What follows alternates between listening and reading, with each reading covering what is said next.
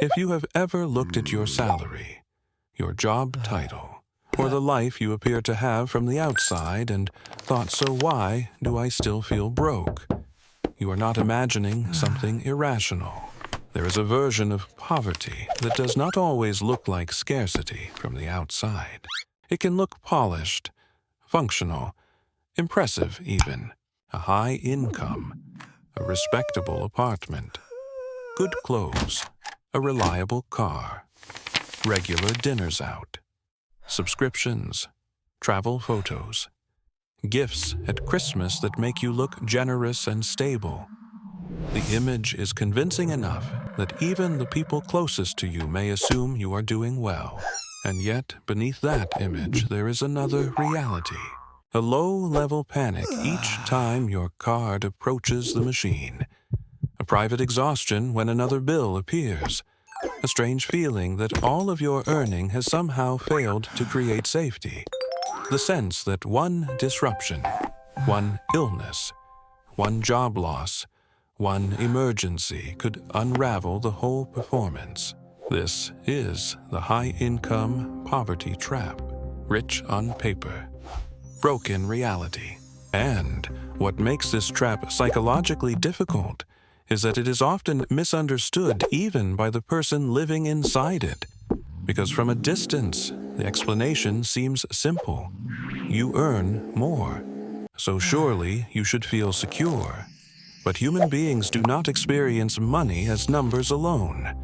We experience money as emotion, identity, memory, and threat, which means a high income does not automatically produce a sense of enough. Sometimes it produces the opposite, because as income rises, expectations rise with it. Social exposure changes, identity shifts, consumption becomes more symbolic, and the nervous system, instead of settling, may begin adapting to a more expensive version of survival. This is where the trap begins, not in greed, not in stupidity, and not in some moral failure of self-control, but in the collision between emotional needs and external signals. Behaviorally, the brain is not simply trying to maximize wealth. It is constantly trying to reduce discomfort, maintain belonging, preserve identity, and avoid shame. And higher earners are not exempt from this. In some ways, they become even more vulnerable to it because the environment around them becomes more psychologically demanding. The more you earn, the more your life can become organized around maintaining what that income seems to say about you. That you are competent, that you are successful, that you are progressing, that you are safe. And once money becomes fused with identity spending, stops being just spending. It becomes emotional maintenance. A certain neighborhood may no longer feel like housing. It feels like proof. A certain car may no longer feel like transport. It feels like legitimacy. A certain holiday may no longer feel like rest. It feels like evidence that your life is working. And when purchases become symbolic in this way, they become much harder to question, because the brain does not experience them as optional. It experiences them as protective. This is one reason high income can coexist with chronic financial fragility. Lifestyle inflation is often described as a practical phenomenon. You earn more, so you spend more. But psychologically, lifestyle inflation is rarely just about preference. It is about adaptation. The nervous system normalizes the new level quickly. What once felt luxurious begins to feel basic. What once felt excessive begins to feel appropriate. And what once felt like freedom becomes the new minimum required to feel okay.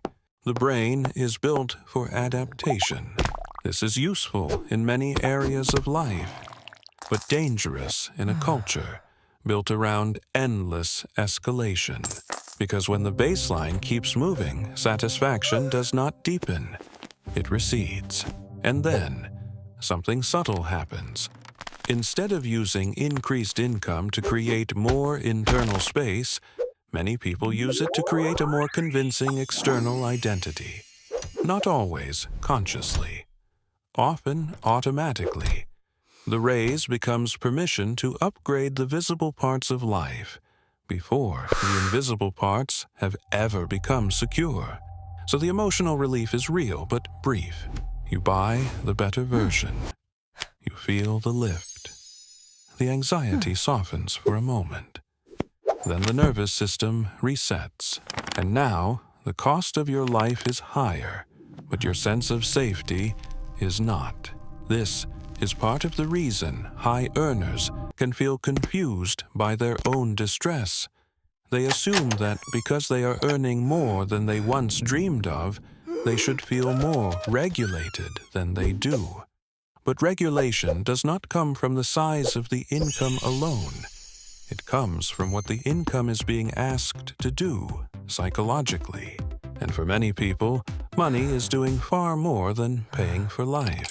It is paying for status, paying for emotional soothing, paying for belonging, paying for the avoidance of embarrassment, paying for the maintenance of a self-image that now feels fragile and expensive.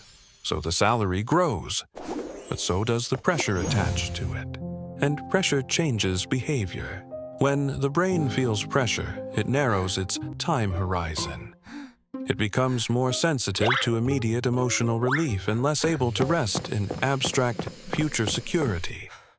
This is where the reward system becomes relevant. Spending, upgrading, and consumption can all activate dopamine not because objects create happiness in a deep sense, but because anticipation creates temporary relief. The brain becomes attracted not just to the item, but to the interruption of tension. For a few moments, the self feels restored. Then the cost remains, and the tension returns. This is why high-income poverty can feel so surreal. You are not only paying for things, you are repeatedly paying to repair a feeling. And feelings, unlike objects, do not stay repaired for long.